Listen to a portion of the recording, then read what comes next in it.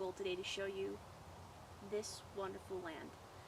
I had the great opportunity to experience something called the Mustang Walk, and that was done with the foster care youth located in Carson City, Nevada. And we did this wonderful trail led by a member of the Washoe Tribe who speaks Washoe and Paiute languages. We learned very many things. One of those things is that the language that they speak, the Washoe people, is isolate and unique. Now that's just a fancy term for it's special, rare, and going extinct. So there are very many wonderful words that this wonderful native speaker shared with us as one of the last few, maybe a couple hundred or less, people that speaks that language. It was a wonderful experience. That experience altogether with the youth as we walked these trails covered in horse manure and get to see the wonderful horses, which you can see in the background behind me here. It was a wonderful experience. Now, I would say that culturally for me, I had the great opportunity of learning more about the history that affects so many people that live in this area. I learned about their hardships. There were phrases like, kill the native, save the man.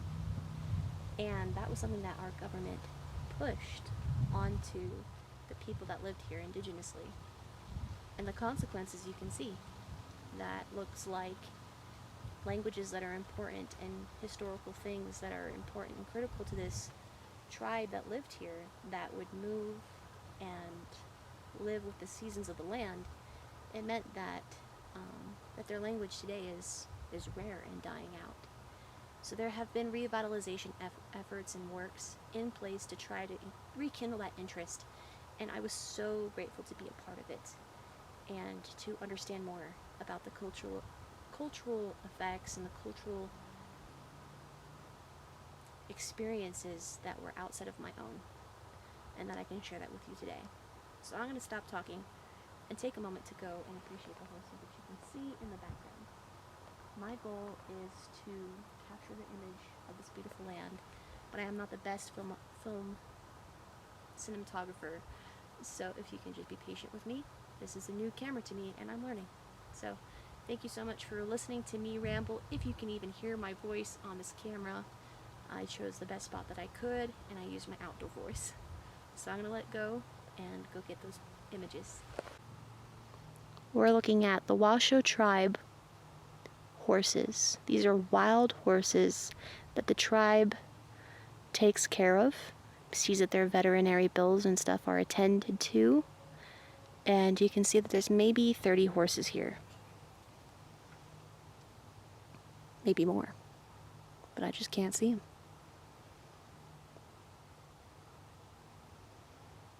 Okay, what I'm going to do now is lift up my camera and go for a walk, so that way you too can appreciate and experience the Washoe Tribe's Mustang Walk, trademarked by Miss Deborah, who I had the great pleasure of working with at Rite of Passage. This is the Washoe County wetlands.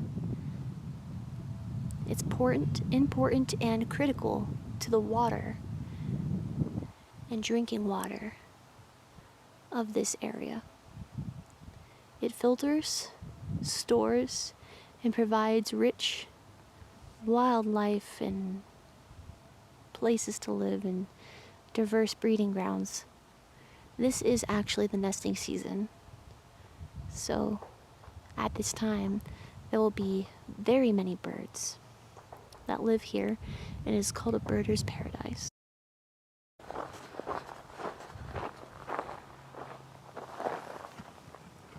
Hi, friend. We're zooming in.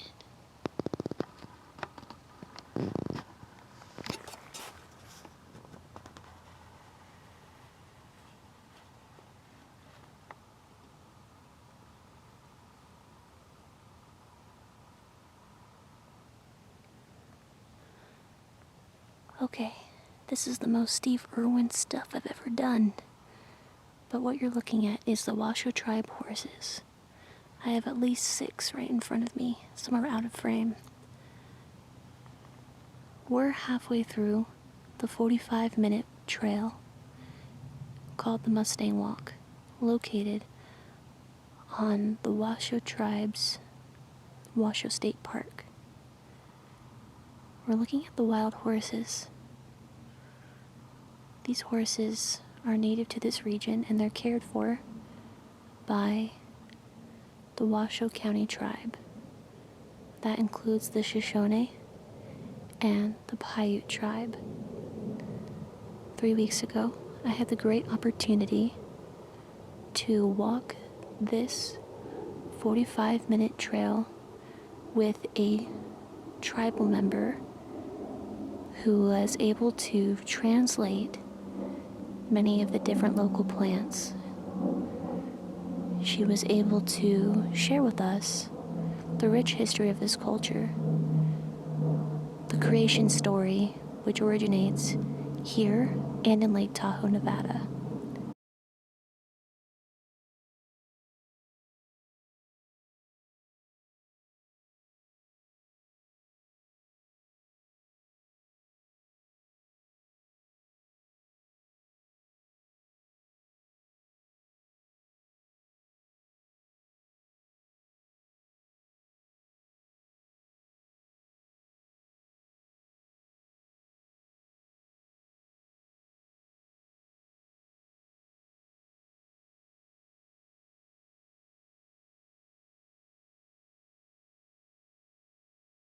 By hearing the experiences that this woman faced and experienced, and her family experienced, I was able to appreciate that this happened in my own backyard. This experience, this cultural walk, was something that I had not had the opportunity to participate in recently or ever. And I was very ignorant. And I was grateful for the opportunity.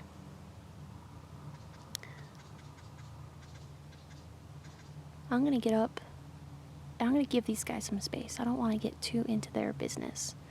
But over on the beach, which I'm going to walk, is the place where we hit and we stopped to share about the history of this people and how the Native Americans and the tribe came out in modern days to set up teepees and have some of their spiritual festivals here.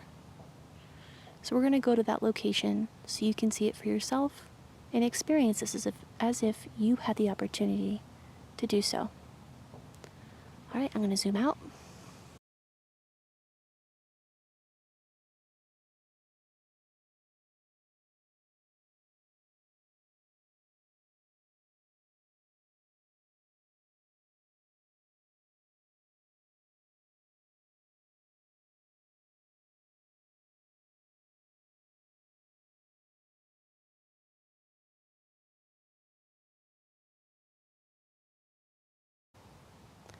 It's possible they think I have food, but they told us to never feed the horses. They said that it's tempting because they're beautiful creatures and you want to care for them, but that the care of these creatures is the responsibility of the tribe. And what happens is that tourists will come and they will feed the creatures, they'll feed the animals, and it makes them overpopulate. And then in the wintertime when food is scarce and the people aren't there, they end up starving. So that is always a problem. In those times, there's initiatives to come out and you can actually, for free, choose one of the horses from the tribes. They have them out and available. They show you where they go. You can pick your horse. They will help you capture it, which sounds a little crazy, but you can go and you can have a horse from this land and care for it if you can show that you are willing and able to care for it. So my question is, which one would you choose? That friend looks very bold and brave. Way too curious for poop, though. Sorry, friend. I bet you that's the male. One of the things that she shared with us is that the men the males stand at attention so that way the females can be in safety. So they know that I've been here and that I've been getting closer. So we've got the males positioned at the head of the pack to keep me from getting closer. Or I could be completely wrong. You know, I'm not a pro. Nah, it's a little too Steve-Irwin for me. Imagine a time with no electricity. Imagine a time where your modern conveniences are all gone. This is the view that the Washoe Tribe had.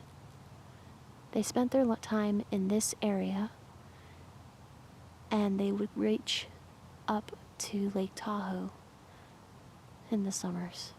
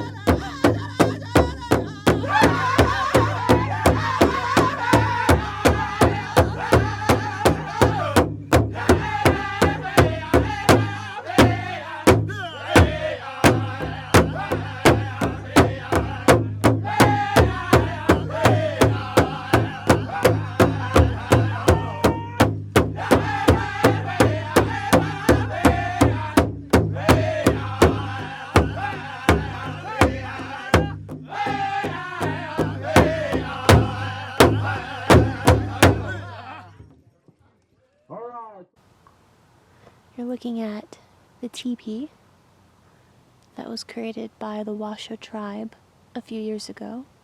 There were multiple that lined the shore during their cultural experience, or their cultural appreciation, their powwows. Only the Washoe Tribe has the right to build on this land and do this. Alright. I'm gonna go back.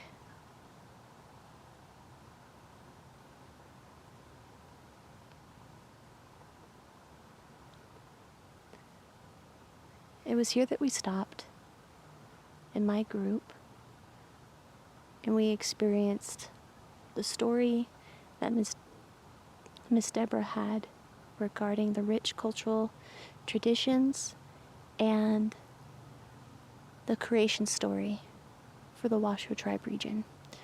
She shared for us the native names of things like tree and sagebrush, which I would completely butcher if I tried to do right here. I'm going to zoom out, and we're going to go back. We're going to walk the beach for just a moment. One, because it's cooler. Oh, and two, there's a horse. 30 seconds of the Mustang Walk. A therapeutic, culturally rich experience to bring youth and other people to the rich traditions of the Washoe Paiute tribe.